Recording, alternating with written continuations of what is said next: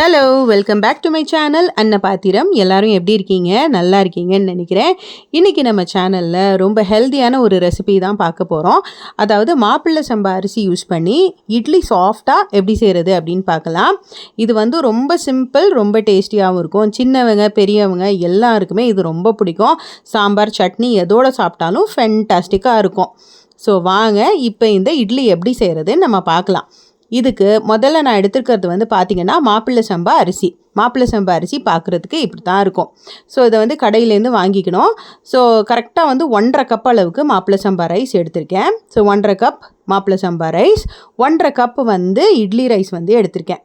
இது கூட 1 கப் அளவுக்கு உளுந்து வந்து எடுத்திருக்கேன். ப்ரொப்போர்ஷன் உங்களுக்கு நல்லா புரிஞ்சிருக்கும்னு நினைக்கிறேன். இப்போ இதில் வந்து நல்லா தண்ணி விட்டு ஒரு 2-3 டைம்ஸ் நல்லா வந்து வாஷ் பண்ணி எடுத்துக்கலாம்.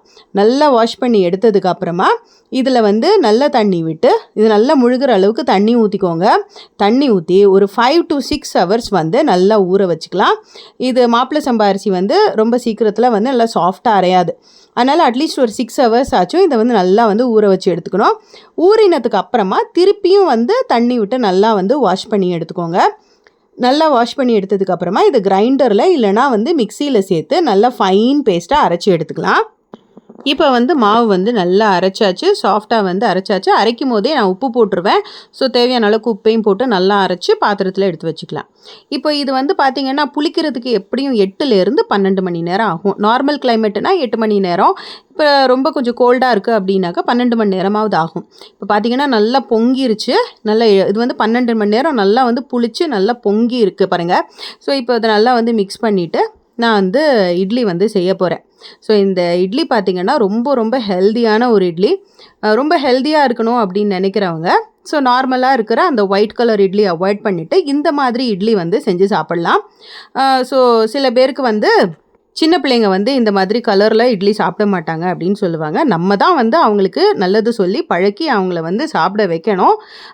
ஸோ இது வந்து நல்லது, இது சாப்பிட்டா நமக்கு ரொம்ப ஹெல்தி அப்படின்னு சொல்லிட்டு சின்ன பசங்களுக்கும் சொல்லி புரிய வச்சு அவங்கள வந்து நம்ம சாப்பிட வைக்கணும்.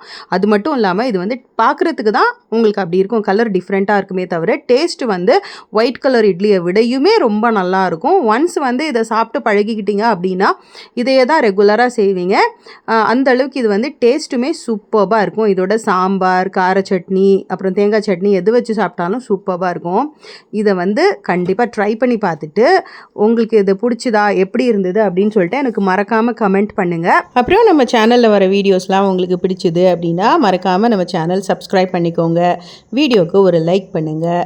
இதே மாதிரி இன்ட்ரெஸ்டிங் வீடியோஸோட இன்னொரு வீடியோஸில் சந்திக்கலாம். அது வரைக்கும் பை பாய்.